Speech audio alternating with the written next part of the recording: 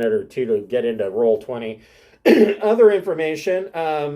So just to kind of help Jeff out, because I don't know, I think he might be overwhelmed with the number of options for creating characters for Traveler, because I literally gave him a thumb drive with everything, and so that may have not been the best option, because now he's like, oh my god, which race do I pick, and blah blah blah. So I actually rolled up stats for Teddy, and I gave him stats for Teddy. So Teddy actually, to give you background on Teddy the steward, Teddy's 33 years old. He grew up on Tobiah, which is the very edge of the Imperium, but it is a high population, like in the tens of billions of people. High tech world. Teddy's dad isn't a noble, but it's not far off. Like he might be a noble. He might be like knighted. We're not sure yet. But so Teddy's got money. But Teddy wanted to be a musician, and his dad was like, "No, you're not going to do that." Teddy was born. No son of mine is going to be a musician. Right? Yeah. Nobody likes musicians. Teddy was born with a muscular deformity, and so he couldn't play sports. He actually had a -1 to his strength. And Dad, at like a young age, like 6 or 7, paid to have Teddy augmented, so to offset that negative penalty to his strength. He's not strong. He doesn't have a bonus, but at least he doesn't have a negative. He's at least normal. He doesn't have to walk with braces on his legs. But yeah, Teddy is an accomplished performer. He's very musically talented. He plays what would really be noted as a keytar. It is an electric guitar with a built-in amplifier and computing system where you can strum it, but the fretboard is keys. And he's a bit of an emo. He has a portable computer, a MacBook Air 3000 that he can do holographic and musical annotation on. However, he always writes down in a notebook, physically writes down his lyrics because he's emo. And right now, so kind of joining you guys as pirates was kind of a big fuck you to Dad kind of thing, but he was hoping to learn more, and he's kind of a little bit irritated at this point because most of the time he has been either carrying the toolbox for the chief engineer, he's been making sandwiches, or he's been babysitting Kirsch, the Vargur. And now his sandwich making duties have been taken over by a robot that you guys got. So Teddy's a little emo about the whole situation, but he's sticking it out because he's still considered a pirate, and that's going to piss off Dad, even though Dad probably doesn't even know yet. So those are the stats for Teddy. That is going to be super fun. I can't wait. I'm actually really hoping that Jeff chooses to play him, because Jeff does a really good job of playing the emo characters. He's played a couple. You've seen Cameron. You've seen his emo characters, like his monk who had daddy issues, and yeah. So yeah, yeah, he does a good job with the emo characters, which I find humorous, because he's not emo in any way. So it's very strange. But welcome to Pirates of Drinax, our Traveler campaign. We will be picking up where we left off last week. Before I get into that, I'd like to thank the Friends of the Greenwater Guildhall. I would like to note that the Friends of the Greenwater Guildhall are not patrons or partners or sponsorships. They just make stuff that we really like. And so the first on the list is the Speechless Bard. And the Speechless Bard makes beautiful leather products for your tabletop role-playing games, such as leather covers for your core rulebooks. She has a full line of dice bracelets where they're leather bracelets with cutouts of the dice so that you can show off your geekdom. She has a dice rolling mat that looks like a spell scroll when it's rolled up. All of this stuff can be customized. She does all the work by hand. She is incredibly talented. She is a fantastic artist. She even goes so far as picking the leather swaths by hand. She does not order in bulk. If you are going to order from her, if it is for yourself or for a time-sensitive issue like a gift, make sure that you give yourself a little bit of extra time. She does live in the UK, so it can take a little bit of time to get across the pond and through customs. Having said that, with the current shipping situation, especially here on the West Coast, I don't know what the deal is on the East Coast. I can't imagine that it's much different, but here on the West Coast, we've got container ships that are sitting out in the bay outside Los Angeles that don't have berths because there's a lack of truck drivers, there's a lack of port workers, they can't unload the boats fast enough. So if you're ordering for Christmas, having said all that, you might be shit out of luck. I don't know that that's exactly true, but that would be my guess. So, I encourage you to try. Next on the list is the Fable Beard Company. Fable Beard Company makes beard products such as oils, butters, balms, and co-wash. They have a full line of spray-on cologne and an eco-friendly line of aluminum-free deodorant. And each of their scent profiles is a different fantasy character. Today, I am actually wearing the Harvester Beard Oil. Harvester is one of their fall scents. It smells of crisp red apples. It's supposed to have like some fall leaves in there, but mostly I smell apples. They have numerous scents. I'm sure that you'll find one that is suitable to you. If you are a first-time purchaser, they do have a buy one, get one free option. So go and create an account at fablebeardco.com, and you can put 2 beard oils into your cart, and if you use the code FIRST in all capital letters, that second beard oil will be discounted to free. We do have a new friend of the Greenwater Guildhall. They are Dogmight. Dogmight creates wooden products for your tabletop role-playing games, such as they have such cool stuff. They make wooden DM screens. They have the Player Vault, which is a combination dice rolling tray, dice vault. It has a slot to hold a pen or like a wet erase pen. And the top is actually a plexiglass screen with magnets in it that snaps closed to the top. And you can have it etched in the form of any kind of character sheet layout that you would like. And they have numerous ones that you can pick from. But the nice thing about it is that you can then use your wet erase pen or dry erase marker.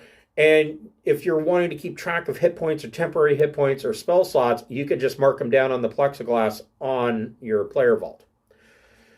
They have a ton of different options. So definitely check out dogmight.com. They are absolutely amazing. Their customer service is the best that I've seen yet. If you contact them, they will get back to you at least within, it's been my experience, they've gotten back to me within 8 hours. So, and that was like if I messaged them later in the evening. So they get back to me first thing in the morning. So they are absolutely fantastic. Definitely check them out. If you're a fan of our Traveler game, we have a website, via Obsidian Portal. Just go ahead and click on the link for Synthesis Traveler game. We are updating it as frequently as I can. Right now, the adventure log is written in the manner of Traveler News Service little articles that detail what is going on in the region as these guys pillage their way across the Trojan Reach. So definitely check it out. If you like our content, please feel free to give us a fan-like thumbs up. We appreciate that. So where we left off last week, Corey, are you still with us? Are you going to log in or? Oh, I didn't hit watch game. Ha ha ha. So where we left off last week, these guys had traveled. They're still in the presence of Prince of Territorial. They have traveled to the world, and the world isn't so much a world. So the main world of this system is a small rock ball that is barely large enough to be considered a planet. It is airless. It is lifeless.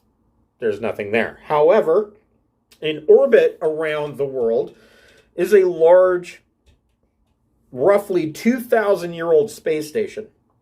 It is an old Sindalian space station, probably a naval rallying point at one point in the distant past for the Sindalian Empire. The strange thing about the world is that it is still up and running. It's not like a pirate cove. It's actually inhabited. The thing about it is that the population don't know that they're living on a space station, and they don't know that there is a galaxy at large. They have grown up and are living in it would be like ants in an ant farm that don't know that there are other ants outside. So they have no idea about the outside world. They've never met an off-worlder. They don't know that off-worlders sometimes dock at their station. There is a small section of the station that is dedicated to transients, for bringing supplies and whatnot. But the rest of the space station is locked off under blast doors. You cannot go through.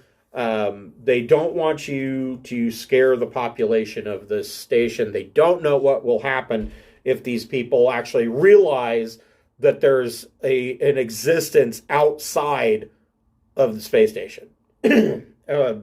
Or that there's anything else. To them, this is literally the world.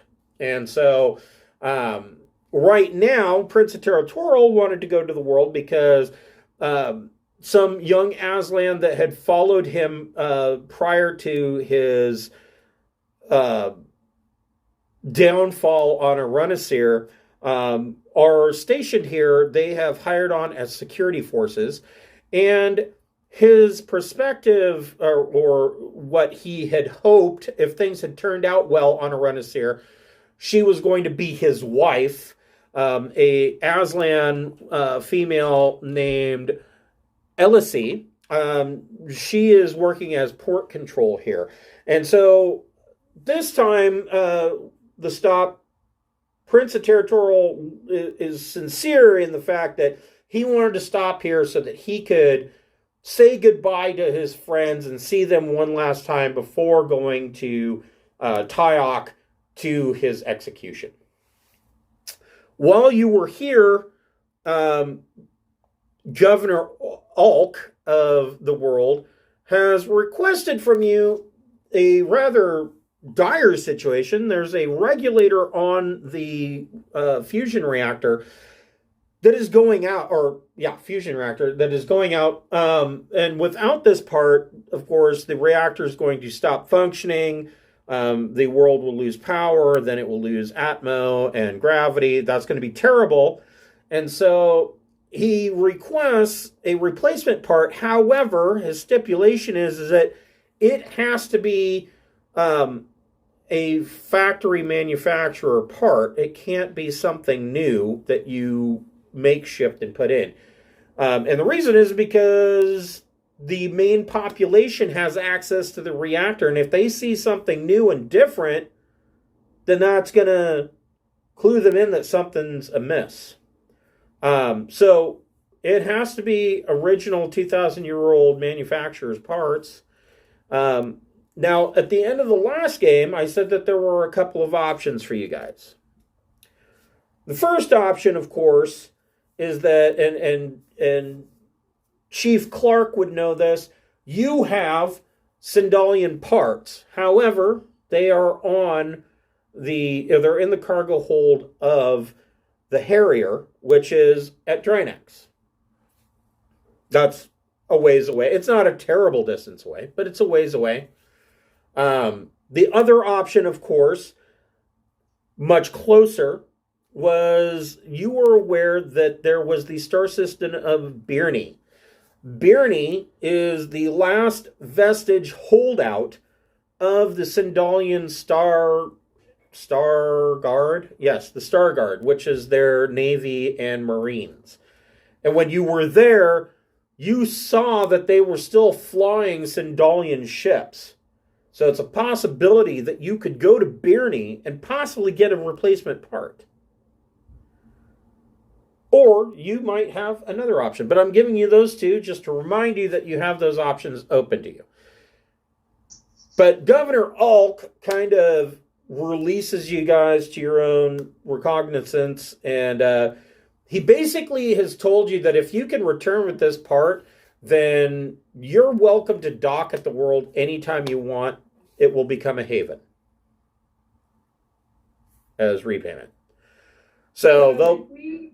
If we take off and try and find this thing, are we going to get chased a whole bunch again by somebody? I don't know. It depends. I mean, maybe not so much, because remember, if you bounce around and look like common traders, then you get chased less. Okay. Is there a facility to repair a hole in this? Oh, yeah. Oh, to repair holes in your ship? Yes, we definitely need a hole repair. So, okay, so you guys step out of Ulk's office. Let me do that. No, that's not what I want.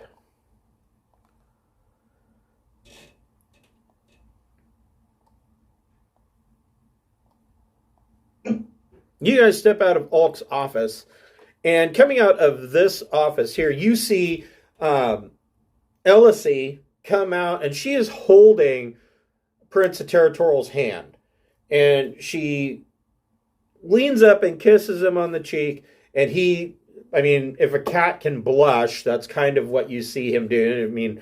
It would be cute if he wasn't 7'4" tall. And he kind of looks down at the floor, and he says, "Oh, my friends, you're here." And Ellisy tells Keith Clark, or the chief, she says, I took the honors of having my technicians. They're already working on your ship, and it's all free of charge. Wonderful. Thank you so much. She says, it is my pleasure. You have brought her territorial back to me. And she says, even if it is only momentary. And she kind of scowls at him. And he says, and he looks at her, and he kind of looks at the floor at first, and his whiskers and ears are kind of laid back a little bit. And then he turns to you and he says, my friends, my friends are actually prepping a feast in my honor and as a send-off, and I would like all of you to join us tonight. Yeah, let's do this. I put a point in carouse. So Rexar, what score do you have in tolerance? What do I have in what? Tolerance? Tolerance. Do you have a score in tolerance? Looking at all the papers. I thought you had one. Intolerance or independence? Tolerance.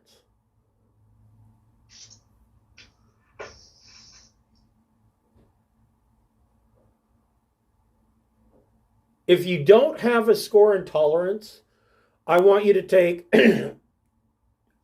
give yourself tolerance 2. Have tolerance 2. Okay. Now, Rexar is actually from the Trojan Reach. He is an Ihati himself. He is a second son. Tolerance is a skill that Aslan get if they have spent time learning the ways of humans. So Aslan have very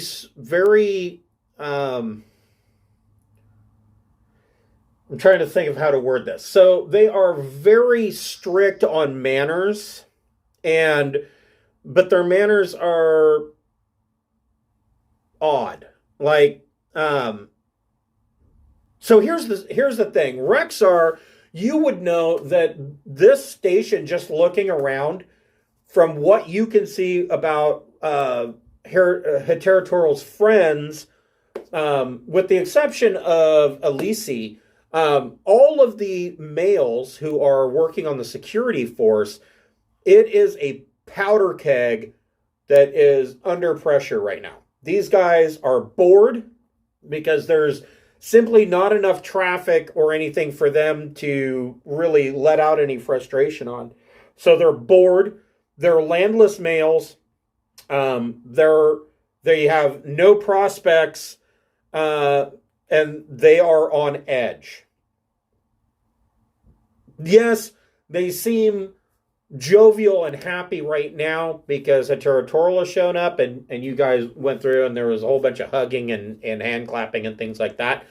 But you're seeing that Rexar, you see that there's a tension. And so you may want to school your human friends because they haven't been around that. You know what I mean? They haven't been around Aslan, or? They haven't been around Aslan no, they haven't been around Aslan. They've been around you. And you kind of learned how to tolerate other races from your previous crew by the Vargur Marine that treated you like shit. So you kind of learned to brush it off. He's not. You're right. You learned to brush it off and deal with it. And you signed on with another human crew, and you have learned to acclimate to that.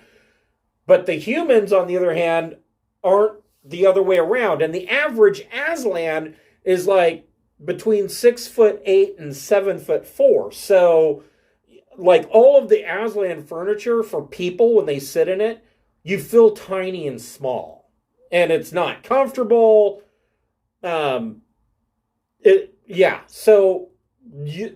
the humans aren't going to be used to their mannerisms. And they have some very specific mannerisms. Like, they know about, we can't be in another Aslan's territory.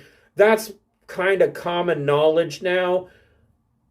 But there's more to it than that. Like, there's slight offenses. Like, did you use like, literally, sitting at the table using the wrong fork to eat your salad could be fight-worthy in this situation. Mm. Okay, we're going to have to learn manners. Etiquette. I will show you all the finest dinner etiquette. Sweet. I think I can learn. I believe in me. So, shit. So, you guys have a couple of hours. Elise is going to take Heteritorial off to a private area. And you guys kind of have some private time. So, Rexar, you can go over your speech, which really ends up being, go ahead and make an education check. And you can add your territory score to that. Okay. No, come back.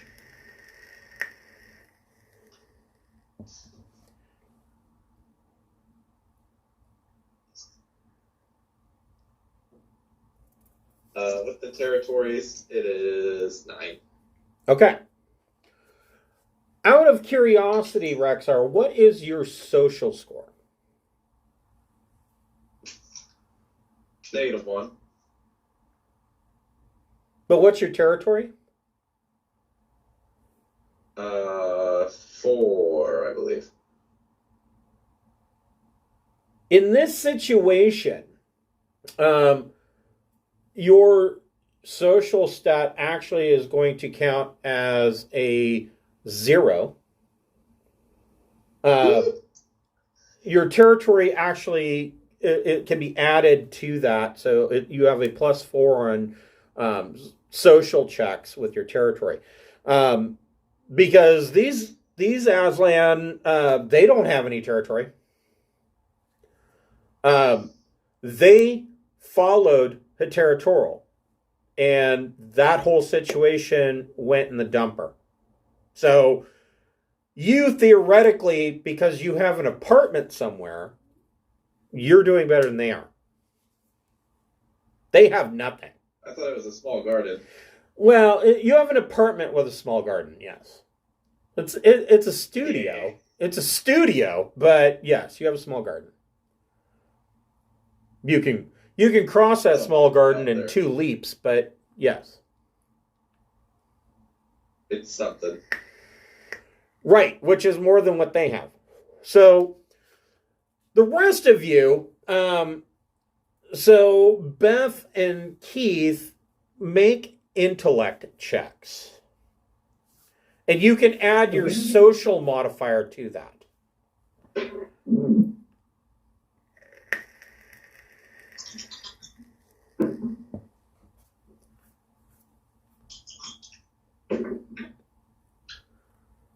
Ten.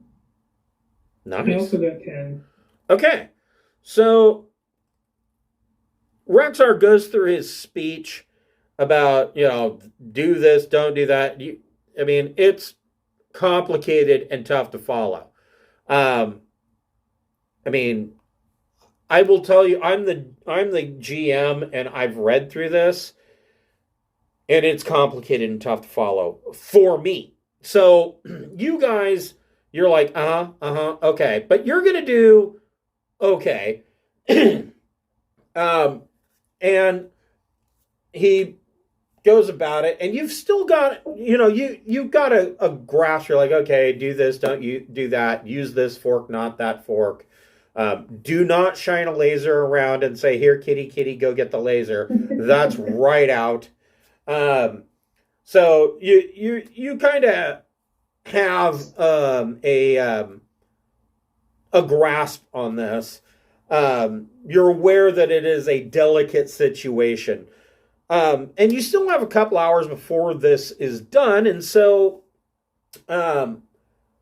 one of the Aslan security guards says, he sees you kind of standing around the deck, not knowing what else to do. And he says, if you go through those doors, and he shows you these doors up here. He tells you, go through those doors, go through the habitat section, and there is another set of doors there, and you can, if you go through those doors, there is a market that you might actually enjoy. Thank you so much, I say. And I would probably want to go. Okay. Yeah, let's go. I don't have a map for the market, so bear with me. Sure.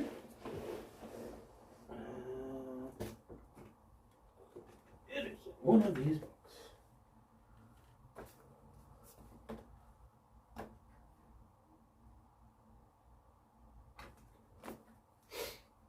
Good old-fashioned Traveler's Aid Society.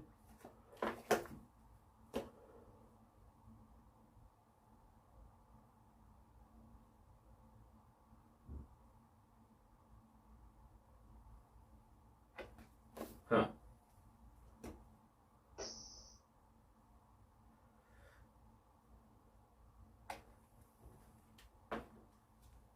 I know it's here. There we go. Space Bazaar.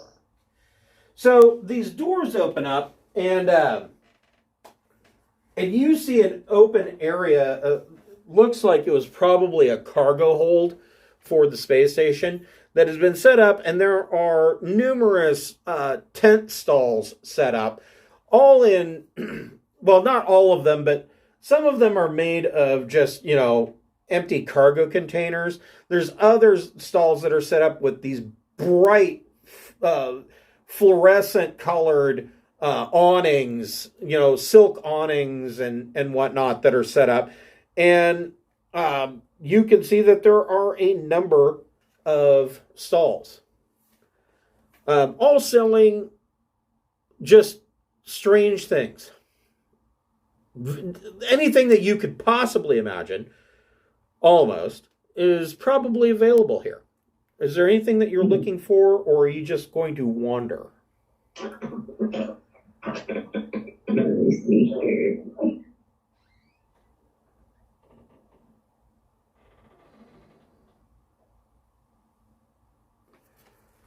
Actually, all three of you make a recon check.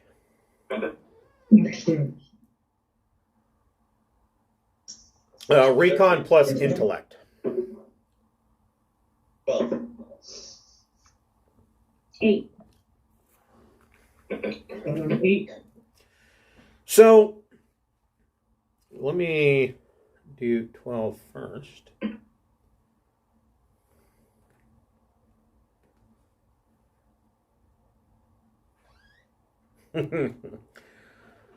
So the first thing that really catches your eye is there is a partially open cargo container with a vargur, and this vargur is back there, and there are numerous terrariums and like aquarium tanks.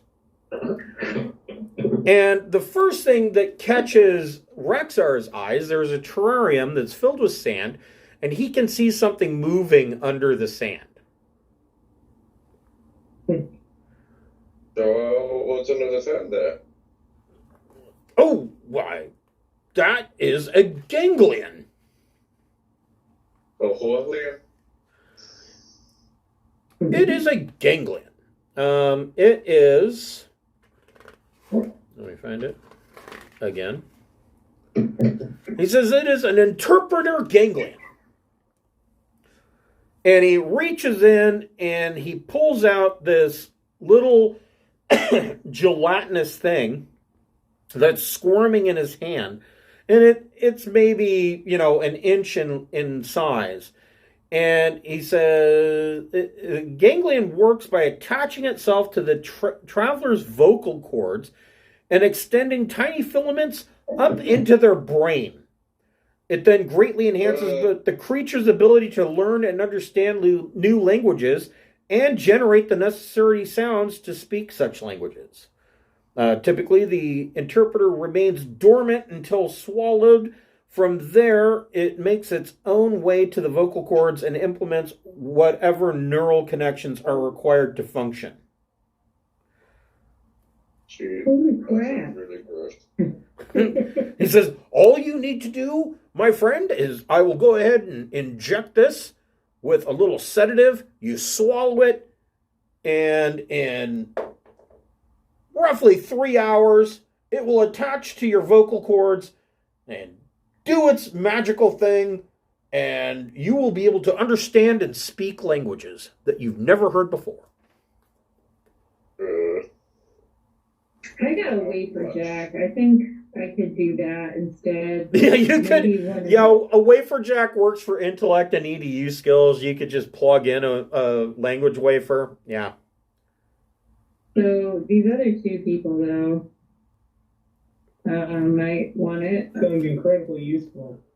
Yeah, this thing's basically a babble fish for our Douglas Adams fans. It sounds like the thing from Hitchhiker's Guide to the Galaxy. That's what I just said. It's a babble fish.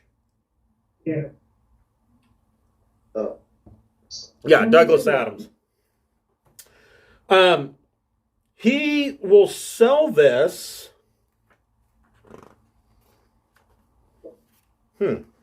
For 900 credits. Each. 900 each? Yeah. Nice. Are you gonna do it? Are you gonna get filaments in your brain? Sounds scary, but I'm You said down. it's magic, and that's scary. All right, go ahead. So, Steve Clark is going to do it. Okay. That's right. He's going to swallow the gelatinous, or no, get injected. All right, so this guy injects this, takes a syringe or hypo spray and injects this little gelatinous creature, and it kind of goes inert, and he hands it to you, and he takes the 900 credits from you, and he says, "Bottoms up, my friend." Sick. I hope I don't regret this. There All we right. go. Okay. I want to look for some flow Any drugs. random street emotion inject anything into you?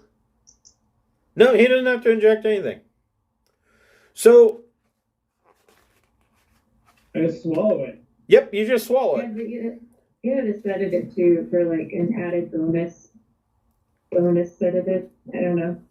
So, Beth, you see that there is this tank, and you see that there are these they're about a foot long, these worms that are swimming around inside. And the tank is labeled Kuros worm. What is that? It says, Kuros worms are symbiotic organisms that live inside the digestive tracts of other animals. In exchange for the food that they siphon off from their hosts, they provide greatly increased regenerative capabilities.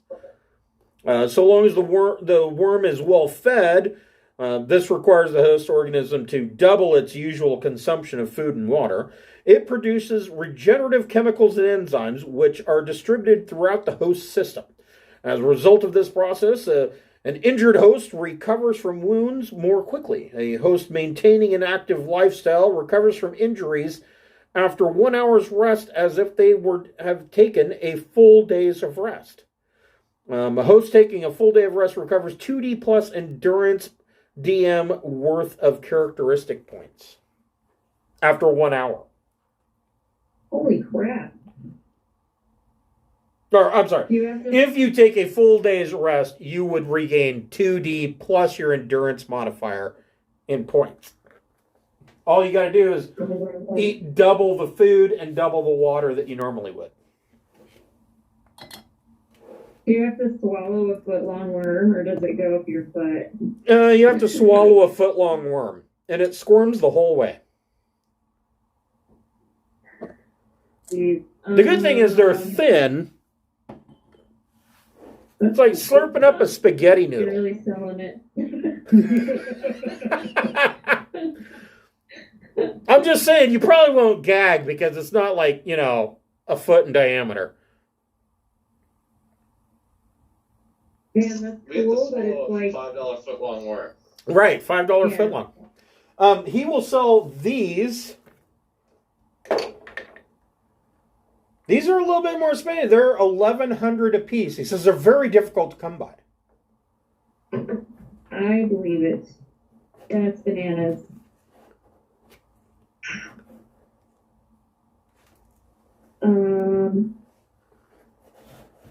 I think I'll do it.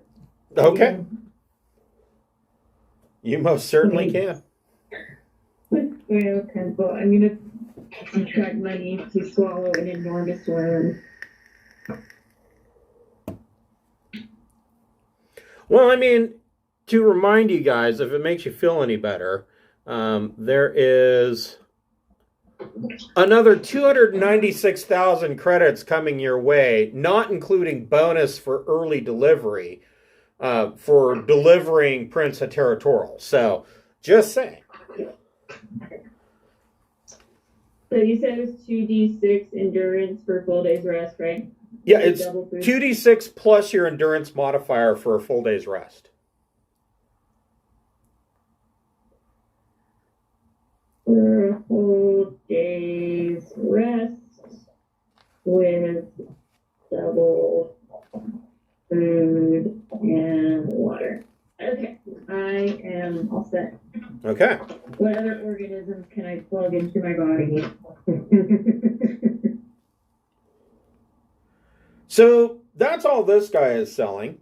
Make another recon plus intellect check.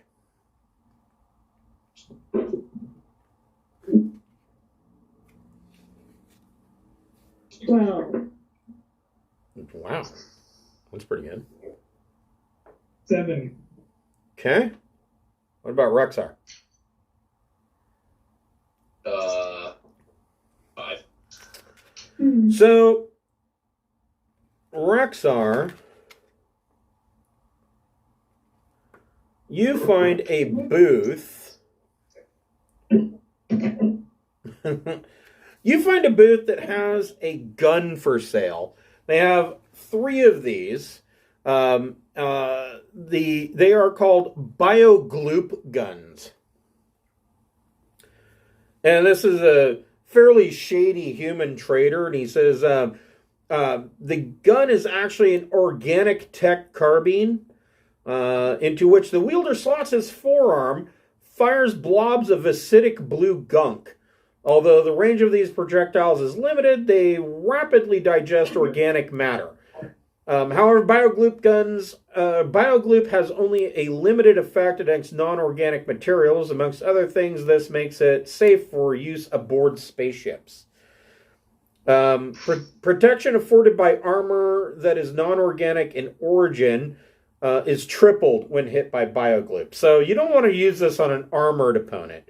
But they do 5D damage against organic material. It only has a range of 15 meters. So, I mean, it's not even as good as a shotgun.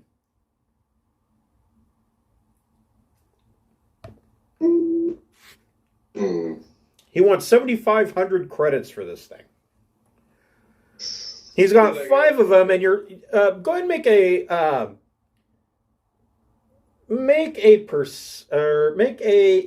investigation check.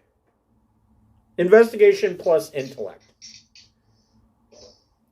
It's -3 if I don't have the skill, right? Yeah, it is. But I will allow you to make, because of your background, I will allow you to make it with a boon. So roll 3D and take the 2 highest. So instead of a 2, it's a 5. Okay. On a 5, I'm going to give it to you. You're looking at these things. These weapons look like stolen prototypes. So where did you come across these weapons? Oh, many sources. They traded hands, numerous people.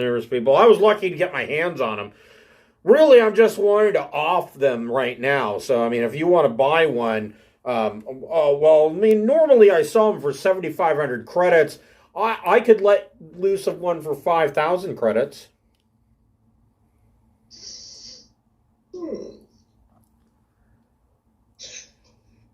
Yeah, no thank you. Don't think, I got my axe. Everything's fine. Are you sure, sir?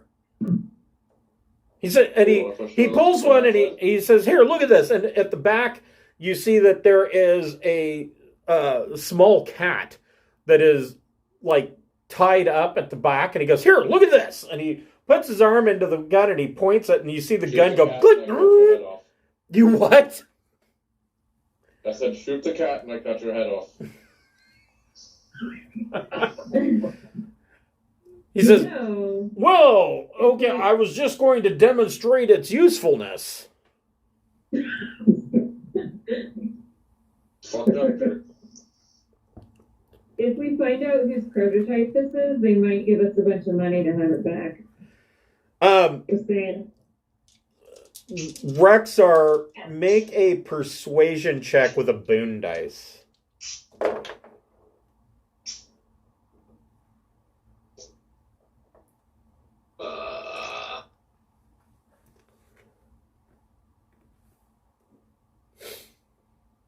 -4 because I have -1 to social, and I'm not. No. That's an 8. Okay. So he says, oh, well, since you feel that way about it, he takes his arm out of the gun and he sets it on the counter in front of you. He goes, I suppose I could let you have this for, say, 1,100 credits. Why are you so desperate to get rid of it? Oh, well, I only have 5 in stock and I haven't sold any of them. He says, well, I only have 5 in stock and I haven't sold any of them, and you seem quite passionate about the cat. You seem like a good fellow. I don't buy any. He says, you seem like a good fellow. I'll throw in the cat, too. All right, deal. So 1,100 credits, you pick up the bio-gloop gun. And then I shoot him with it. Okay. Here, let me test it out.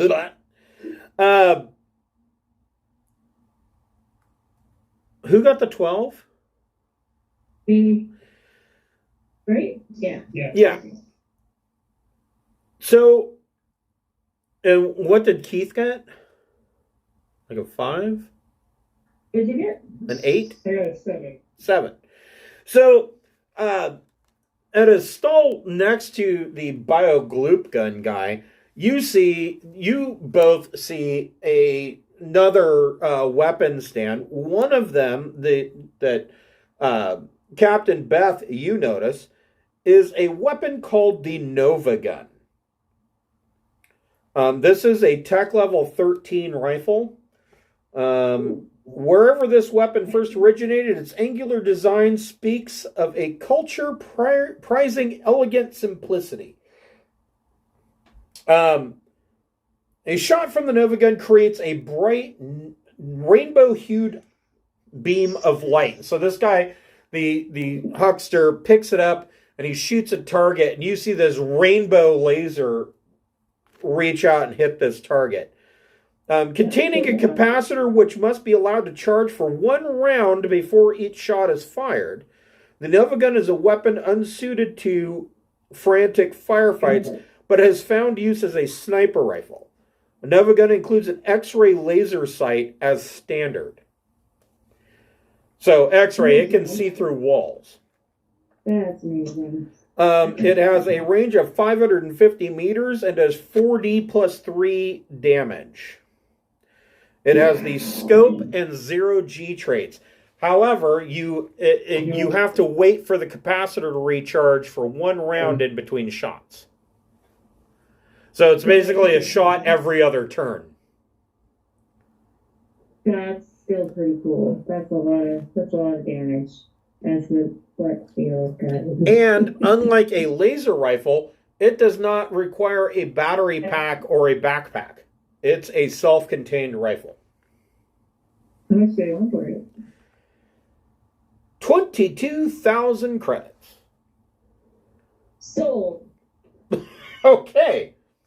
Nova gun. TL 12, 13? TL 13.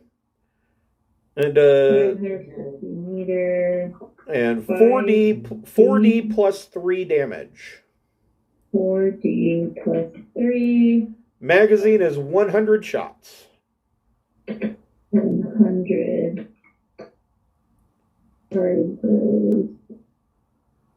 for 1 round. And I'll have cool pictures and stats for all of these weapons. Keith Clark, you find he's also selling a TL9 auto pistol called the Woodpecker. Disregarding all protocols for balancing and maintenance and maintaining a weapon, the firing rate of this auto pistol has been significantly increased. As a result, it can deliver far more firepower than most weapons its size, but has a severe recoil that requires a strong grip to control. So this is an auto pistol that has auto 3 as a trait.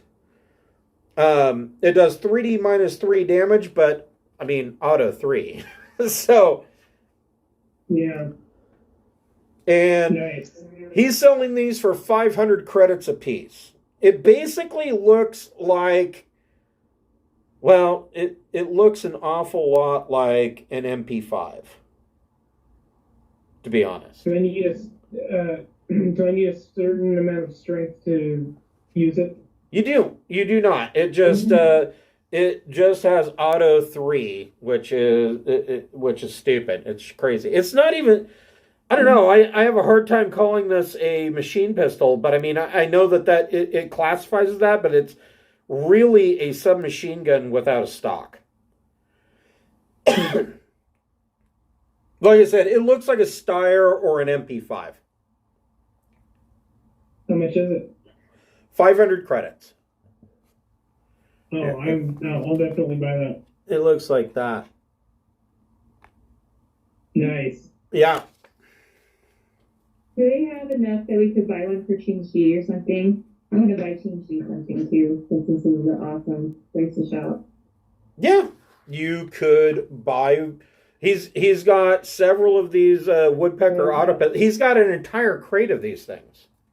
There's like 15 of them in a crate. Okay, I'll need to borrow your pencil to track money, but I'll send a message.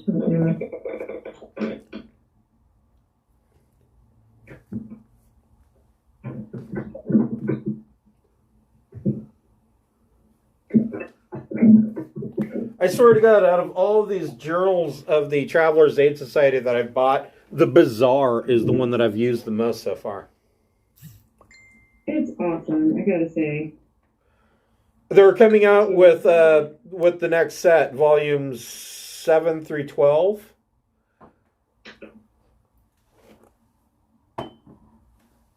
If you like, There are more weird things to buy.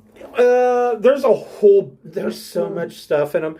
So like, I've got volumes 1 through 4. I need to get the other 2 volumes for the first set, but there's adventures in them. There's lore in them. There's stuff like, oh, well, this is how the Jodani fleet information breaks down, or this is how Imperial Marine structure sets.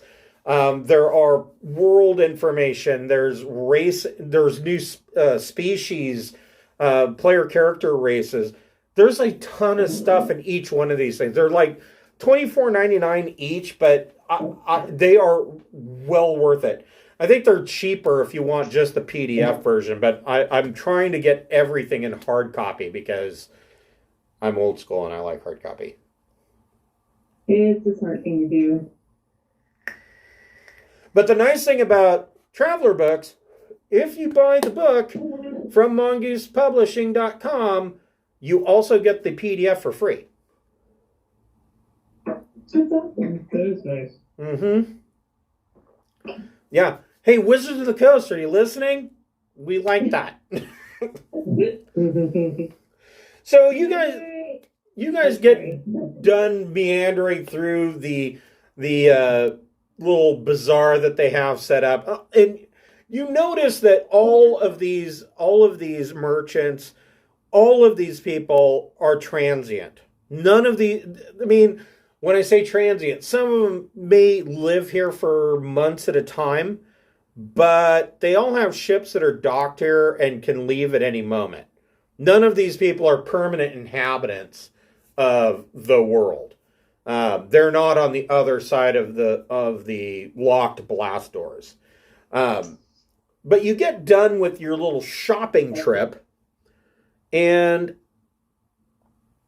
you go back to meet Prince Territorial.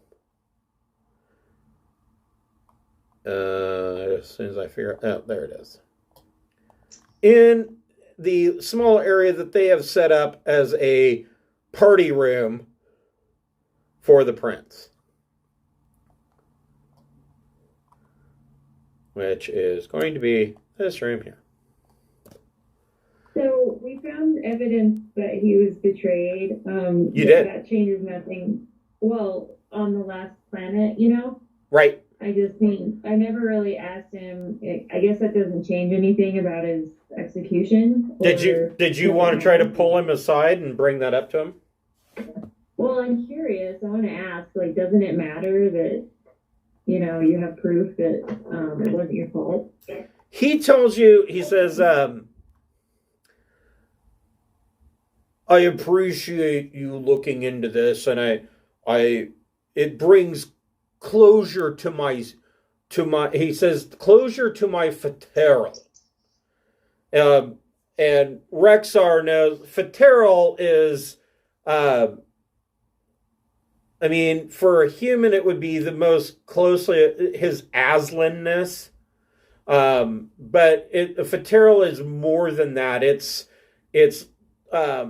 duty and honor mixed with the piece of knowing that the universe is moving in coercion with your body.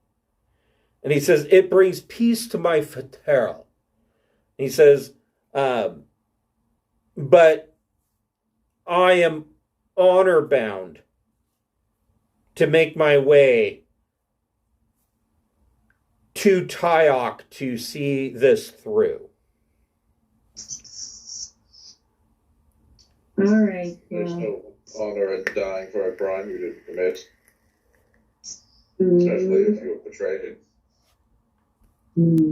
He said he kind of growls and he looks at Rexar and says, "You wouldn't understand. Your father is not the head of a clan."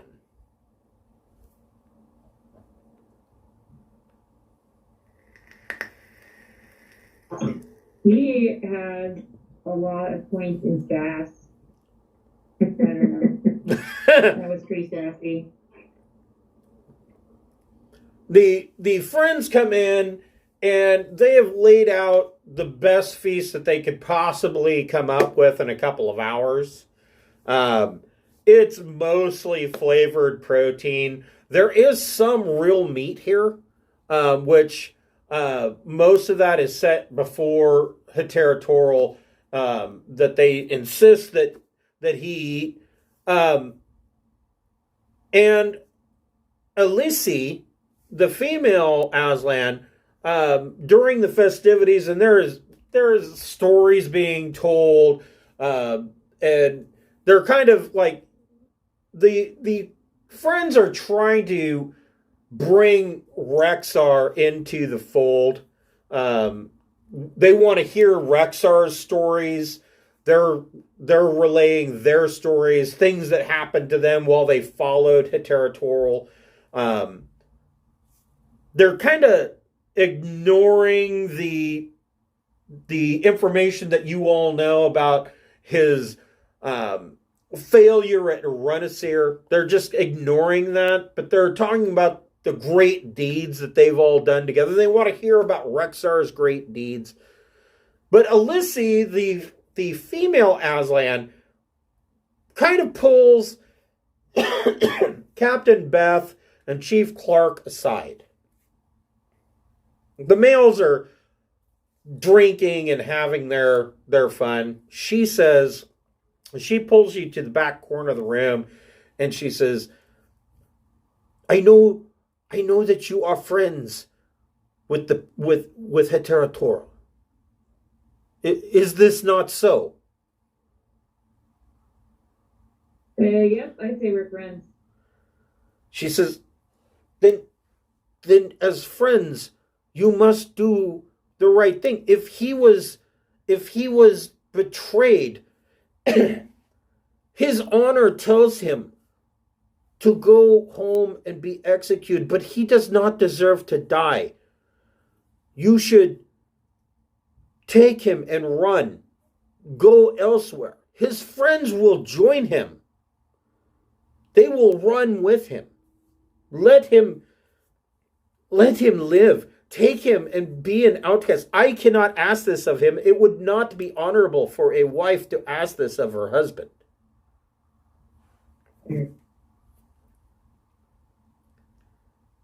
Won't a big war break out if we do that?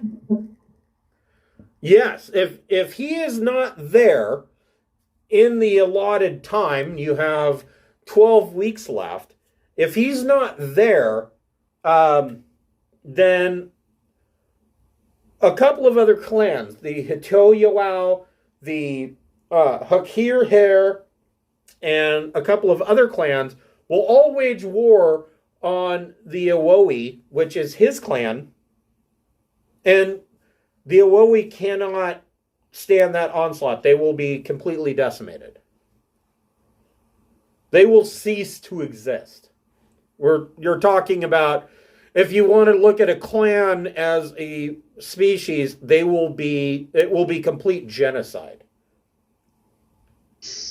And the information that we have, we can't give it to anybody really. It's not like they have like due process or something, or it's not like a court or an elder or somebody that would care. Or we can ask her, right? She would be able to tell us if anybody. There's nobody to appeal to. Yeah. She says that if it will help you, some of our friends, we will leave and we will go to Tyok and report that Heterotoral is already on the planet. This should give you some time. Okay, this is a really big decision to make. I'm gonna need like at least a night or two to think it over. I don't want to commit to anything. She gently places her claw on your chest. She says, Heterotoral will never agree to this. Please, for a wife's love, don't allow my future husband to die for needless purpose. And she turns and goes back to the party. Ooh, she's feel guilty. Do I gotta make all the decisions just because I'm the captain? Shit. Well, I don't know. One guy's life versus genocide is pretty bad, but if we can find any way to... What could we do? Could we clone him and kill the clone? Not that fast. Not in 12 weeks. Damn it.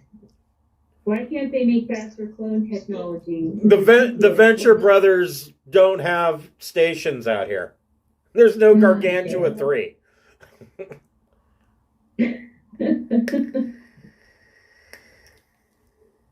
We have that cosplay kit. We could dress up somebody we hate as a territorial. To shave Heterotoral and dress him. And dress him as an Aslan. Some super glue and some shaved Yeti fur. You know. I bet Shang-Chi could even like convince them that that's who they are and stuff with their psychic powers. Okay, I'm planning. I'm scheming. I'll try and save him the best I can. But if it comes down to it, that I'm not gonna let a genocide happen for one dude. So Captain Beth and Chief Clark, both of you make diplomacy checks.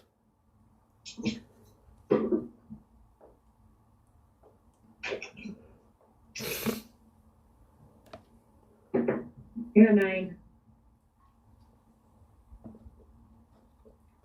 I got an 8.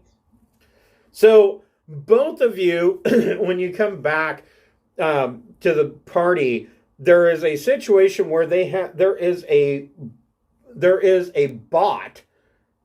So have you seen random cat toy robots where they bump into a wall, turn around and run another direction, bump into? Yeah. This thing, it's like that, except that it's got a back plate on it with 6 spikes and pieces of meat are attached to it. And the Aslan are chasing it around the table and they're taking a piece of meat off. And these are, when I say pieces, they're hunks. They're like, half of a turkey roast.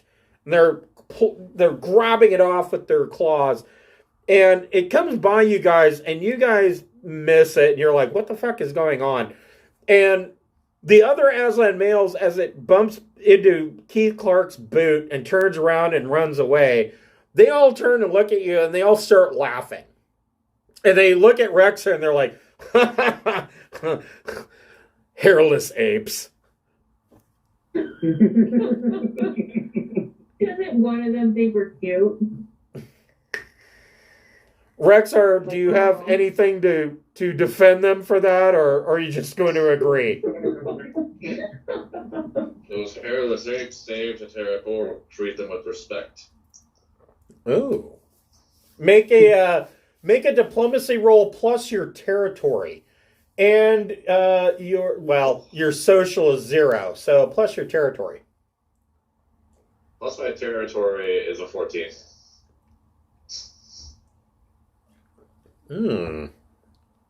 Interesting.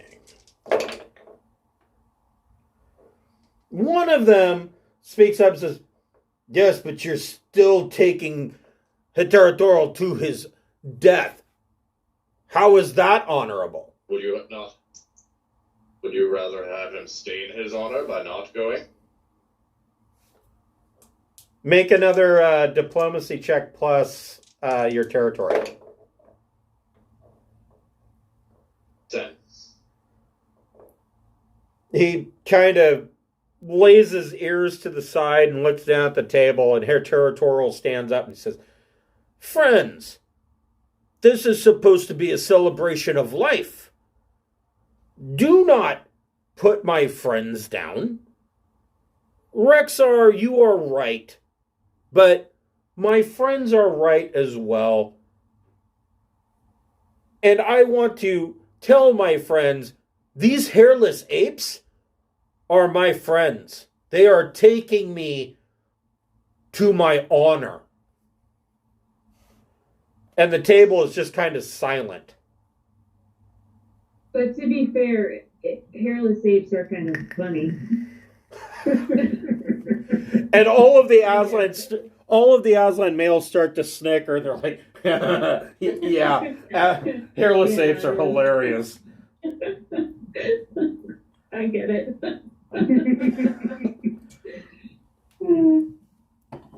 One of the Aslan the males kind of nudges Rexar and goes, what do they taste like? What do we taste like, Rexar? Here. Would you take a bite out of your commanding officer? Absolutely not. That would be dishonorable. Come on, somebody here has eaten people. Someone has. I'm curious. I want to know. Besides, everything tastes the same after you take down it with those bio pills.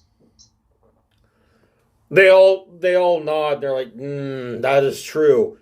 Everything that is not of Herite origin all kind of ends up tasting the same. You are very wise, Rexar. So is it like ketchup? So Aslan digestive systems, on QCell, their home planet, their digestive systems are set to the wildlife that lives there. They cannot eat anything else unless they take biodigestive pills that allows them to eat species from other planets. And they have to take a different biodigestive pill depending on where they're at. So, it probably changes the taste. It probably changes the smell for them. But it acclimates their system so that, these 8-foot tall cats don't have, diarrhea, puking, coughing up hairballs. Yeah.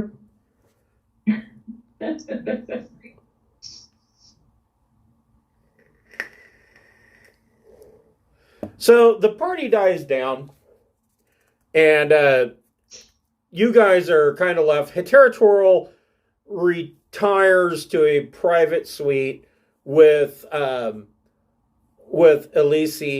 and you guys are left in this room by yourself. You can go back to your ship if you want to sleep there, but they have made rooms available for you. As I said, they have set up all of these rooms for Aslan. So these beds are enormously huge. The beds are probably pretty comfortable, but like the chairs and the chairs are, 5 feet off the floor. The tables are, everything's made huge. It's probably more comfortable on the ship. I mean, the bed sounds nice, but everything else might be a little. Yeah, it's a little weird. Like the tables are like up to your chest, and the chairs you have to kind of step up into to get into, and even if you're 6 feet tall, your feet don't touch the ground. It's a little you feel like you're in a high chair. Yeah, I think I'll sleep on the ship.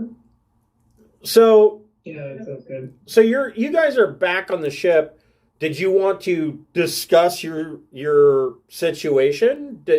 What do you propose, Captain? I'm trying to cook up a scheme. I want to tell his wife that I'm trying to find a way to make everybody happy. See if we can disguise somebody as territorial to take his place. And also not have a genocide occur. So I need to think it over, but I do want to try to do something. And fortunately, we have a little bit of time for me to think it over and scheme. And maybe Rexar and Keith can come up with something also. So Over 2 weeks.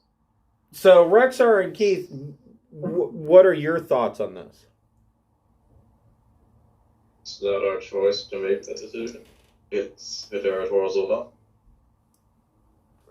Regardless if I disagree with it or not. It's a very yeah, Aslan point of view. That's a pretty good point also. Shit. I don't know. I do plan on exposing the truth.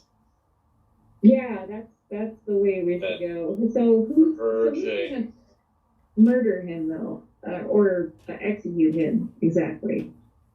You don't know. You don't. Rexar, make a.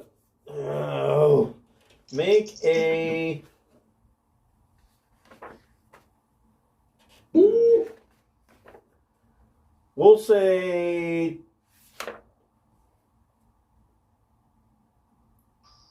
Territory plus intellect check.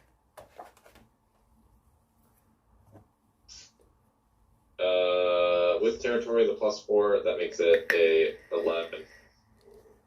So, Rexar, you know that this execution, if he is really the second son of the Co of a clan, Co being the clan chieftain, if he is the second son of Iwowi Co, then this is going to be, on Tyak, it is going to be a big, huge affair. Like, on the palace grounds, surrounded by royal guards, under the auspices of multiple other clans, etc. There's going to be an arena full of people. Wow, that's a really good place to expose what happened. Because everyone will be able to- anyone who disgraces his honor. So, yeah, you also know that anybody who disgraces his honor will be challenged by another Aslan and killed on sight. There's really no, in your experience, there's no precedent for any of this. You don't know what might happen. However, you do realize politically that if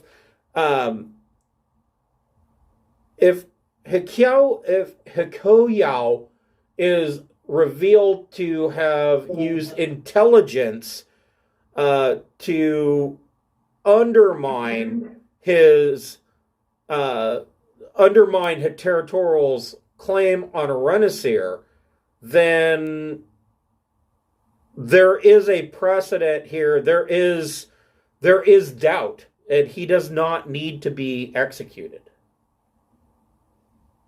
Well, I guess that's the plan then, so that he can choose what he does with himself, and then they can decide what to do with the information. So hopefully they'll spare his life, but no promises. It's not really in our hands.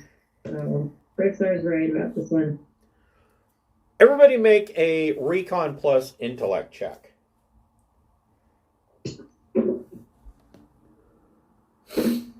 And actually, I'm going to, just for...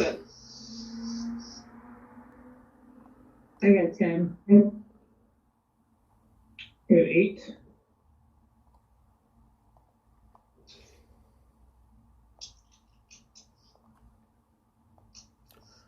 So we're back on your ship. So, Rexar, what'd you get? 10 as well. Okay, so we got 2 10s and an 8. So, you guys see through the open shutters of the ship, as you're sitting there discussing it, you see that the alert klaxons have started in the cargo bay. Oh, God damn it. Really? The what started? Alert klaxons. Hey, we didn't decide whether or not we're gonna break the brains of the people who live on the world either.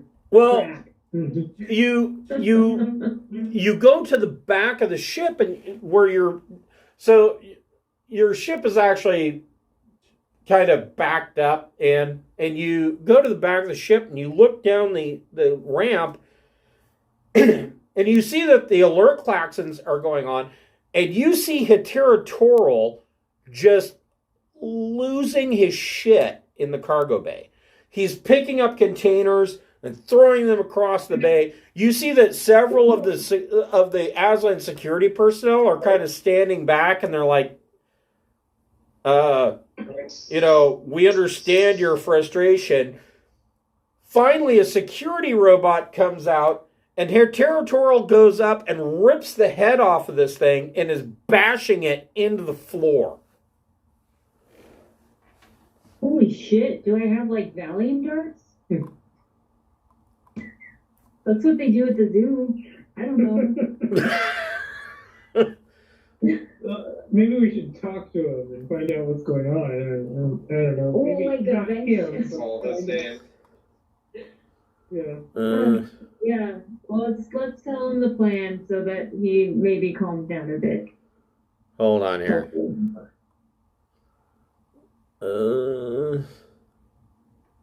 I'm looking for a picture here. You can use that fat cat.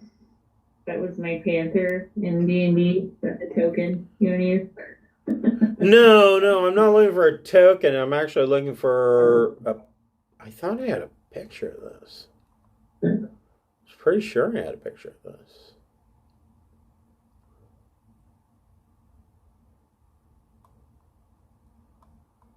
It's actually a pretty cool picture. It's him smashing the robot head. Sweet. Maybe not.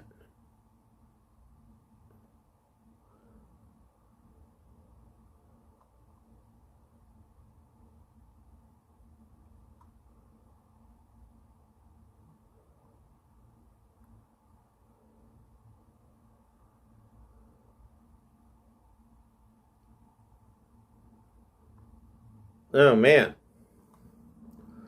we're getting a lot of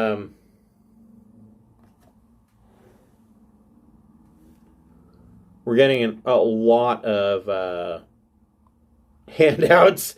I'm gonna have to start organizing these, or go through and delete some of them.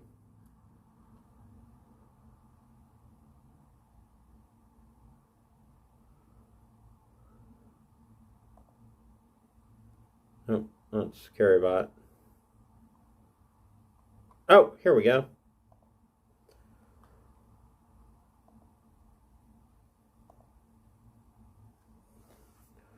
So, Territorial has grabbed this robot and smashed its face into the ground. By the time you guys get to the car or to the lift doors of your ship, he's done quite a bit of damage to this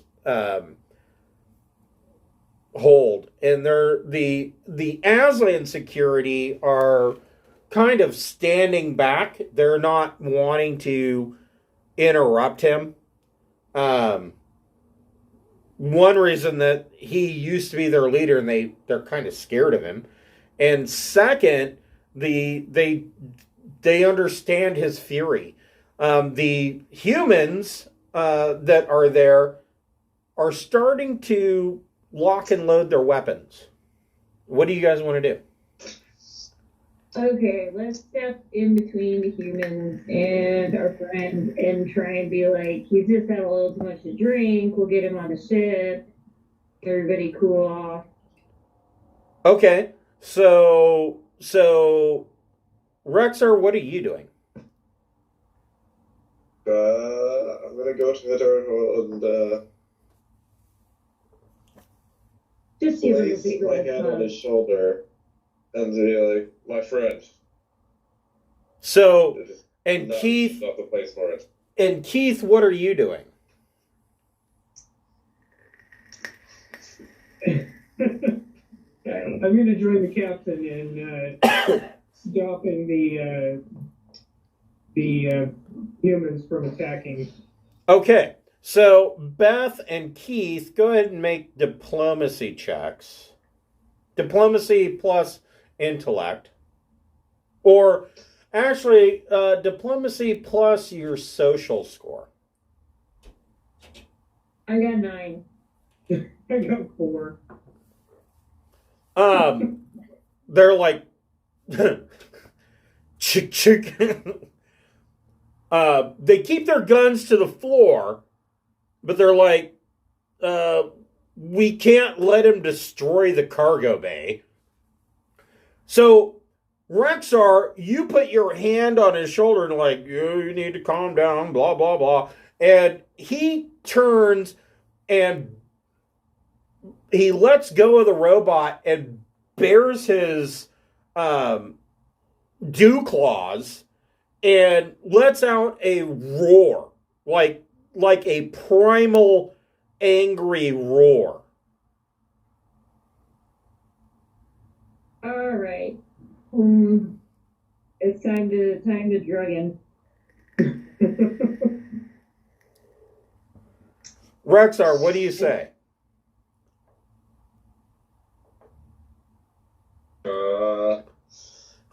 My friend, you need to calm yourself, but if you attack me, I will defend myself.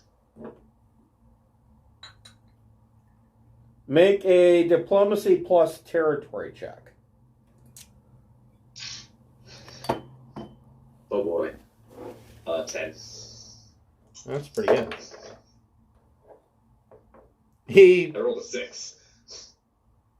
He retracts his dew claws and slumps to his knees with his ears kind of the sides. And he just kind of sobs. Says, everything that I've built is done. Not if you let it be destroyed. We can bring this evidence to the people. It is too late for that. I disagree. Lots of important people are going to be there. We can expose the treachery you have endured and keep you and your clan alive. The security guards kind of lower their guns. Things seem to be under control. And he kind of gets up and follows Rexar back up into the ship.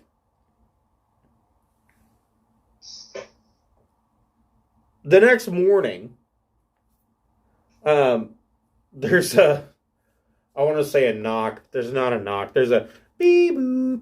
There's somebody at the docking ramp wanting to speak to the captain. Probably have us pay for the security box. If I had to guess. I'll go face the music. You go down, and the and Governor Ort is livid about the destruction of this base. Like, there's at least 50,000 credits worth of damage here. I mean, what am I supposed to do with this? How much was she gonna pay us to go get the thing? So they were going to basically make a deal with you that the world would become a haven for you. But I mean, not if this is the level of damage that you're going to leave with the people that you bring with you. I mean, this is ridiculous. Okay. We do have a repair droid and an engineer. Oh, you have a droid? Yeah. Well, I mean, we could use a droid. Do you by any chance have a cargo droid? I believe We do have a cargo droid, yes. Yeah. If you were to leave us with that, we could, I would say, call it even. I agree to those terms, and I'm very sorry that the damage was done. Well, no. Thank you. Thank you for paying us back for the damage. We would accept your cargo droid as payment, and we'll put it to good use. Excellent. I'm glad to hear it. So you guys can scratch your cargo loader droid off of your inventory. They unload it and they are ecstatic for having it. Shit, we only bought that so we could try and hide a territorial, right? I swear to God, that's basically like, why we bought it. You guys can all make a recon plus intellect check.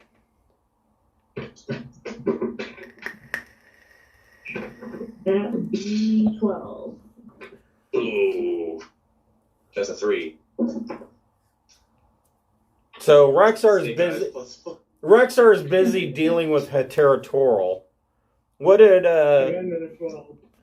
Okay, so Keith and Beth, as you guys are unloading this cargo bot and kind of showing them this is how this works, blah blah blah. You look around and you see dissent among, I don't know, dissent is necessarily the word.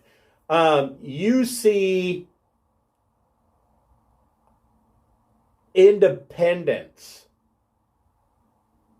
There's a flash of independence among the Aslan males that are acting as security. They don't seem like they are any more, like, it doesn't seem like they're going to be here much longer. Have they thought about a career in pirating? Well, did the captain want to go over and talk to some of them while the chief goes over the technical specs of the cargo bot? Yeah, definitely. I would love more admin.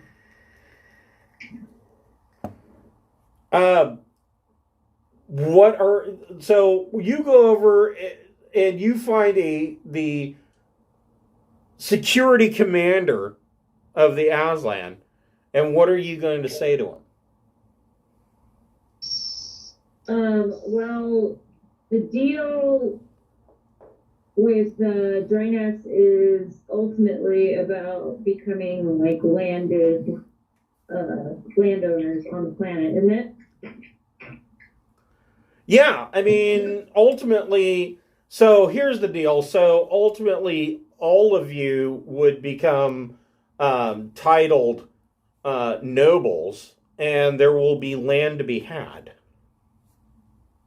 So that's the end point. But in the meantime, we go on fantastic adventures to exotic worlds with many things to chase and kill. The commander's like, wait, tell me more about this landed nobility. If we build up the kingdom of Drinax adequately so that it becomes a force in the Trojan Reach, we will become landed nobles And on that planet.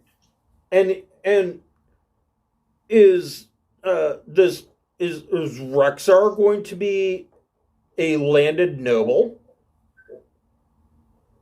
Well, I hope so. Hope he sticks with us. Make a diplomacy check with a boon. Take the two highest and Sorry. Okay. I got 9. He says, where should we be prepared to meet you? I expect glorious battle. Well, we're going to Birney first, right? Are we? Yeah, to get the thing. Should we all pack our gear and join your ship? That's a lot of people on your ship. That is a lot of people. Yeah. Maybe we have other ships at the space station. Maybe we should request one of them to jump and meet us so that we don't have to be all in one.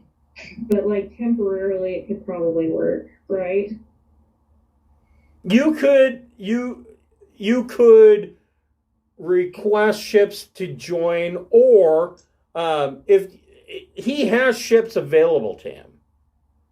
Oh, Like if you yeah. want him to meet you somewhere, he says that he can his clan can jump tomorrow and meet you at Drinax. That seems like a good place to go. They're like they're not like racist against Aslan's and Drinax, Yeah. are they? I've never gotten that impression. Yeah, they're I don't know, they might shit their pants a little bit from a small war band of Ihati jumping into their system. But if they give your codes, then they'll be allowed to dock. Okay, yeah, they can meet us at Drinax if they like. We have to do this mission of getting the reactor for the world, but after that. Okay. Yeah. All right. Or wait. Maybe they should meet on the planet where Prince of Territorial is said to be executed in case we need backup, right? Oh. You could have them meet you on Tyok. Yeah, I'll tell them the plan where we're gonna like broadcast the information we have as best we can so that it's like public information, and then see where the chips fall at that point. Okay. We have another group of Aslan pirates, right? Station. You don't have another group of Aslan pirates, but I think you have friends that are Aslan pirates. Well, We had like 3, and then one of them died, and then I swear the other ones went back to the space station. I swear. yeah, there's like 2 Aslan that are on the space station. Yeah. Sort of war, I would have asked them to meet us at high. I really need to do an inventory and give you guys a list. It's probably going to be in a spreadsheet form of ships and crew that you have. Yeah. I keep acquiring things and then for Yeah, that space station is, well, you're going to be surprised. Yeah, we need to get back there. Okay. All right.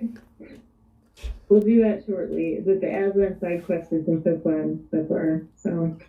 So you guys finish up things here at the world. Where do you want to jump next? Did you want to jump to Bernie and try to negotiate for a part? Yeah. I think that would be unwise while we still have a Prince of Territorial, because they searched for him. Could he should chill with his wife, shouldn't he? Or do we have time to go there and then come back? Yeah, you can talk to his wife. Yeah, we gotta come back anyway, because we get the part and then we bring it back here and then we get the prince and then we go. And finally we can get searched and be like, there's nothing here, and it'll be true. Like So his wife or potential wife, fiance, is actually the starport control officer for the world. So if you wanted to talk to her before you leave, you can. All right, and we'll tell her the plan too, because I mean it's not a secret exactly. So she's excited by the plan, but she's excited by the plan, but she thinks that it has a 90% chance of failure. Like, she doesn't think it's going to matter. They're going to kill him anyways. Well, I don't know. I hope not, but I don't know. I can't kidnap him. So She says, thank you for understanding and thank you for trying. You will always have my friendship. That's so sweet.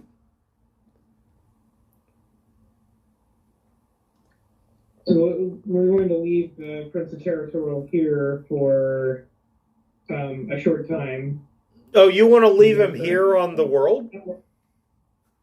Yeah, with his wife. I don't think that's a good idea. I also don't think that's a good idea. Oh shit! Really? I'm trying to figure out. Yeah. So You're right. the overture of the world is they're like, this guy just trashed our fucking cargo hold. You need to fucking take him with you. Okay, fine. We will. Come on now. So the question is, where are you going? Are you going directly to Tyock, or are you going to Bernie to take care of this situation first? We got a little bit of time. I want to go to Bernie, and I really want to. I want to know what happens with the world. I think that is an unwise decision, because if we get caught with Prince of Territorial, we're going to be probably either he's going to be taken or we're going to be dead. But wait, hold on. Bernie is Here, I'll bring up the star map, since you guys are doing exactly what I want you to do, which is fucking weird. So here's the map. You are at the world. And Bernie's all the way over there. Here's Bernie. So it is 4 to 6 weeks away. Okay, let's deal with the territorial thing first then. Fuck. Alright. I just hope the world people don't die, and it'll be all your guys' fault if that happens. As captain, it's all your fault. That's right. As long as we all are in agreement about that, we can go. Yeah, I think we go to Tyock first. Yeah, So okay. you guys are going to Tyock? Yeah, I'm sick of getting shot at and searched for the prince. Let's just get in there. Okay. All right. Well, we're going to break here. We will pick up next week with the trial of Prince Territorial on Tyok. Awesome. Thanks so much. Great, thank you. Thank you guys. You guys are doing a fantastic job of role playing this. Thank you. I will tell you that there's going to be, in the future, there's going to be some more theater of the mind and less battle maps, just because that's the nature of the game. So, heads up. But thank you guys. You're doing a fantastic job. Thank you. Well, thanks. Have a good night. Have a good night, guys.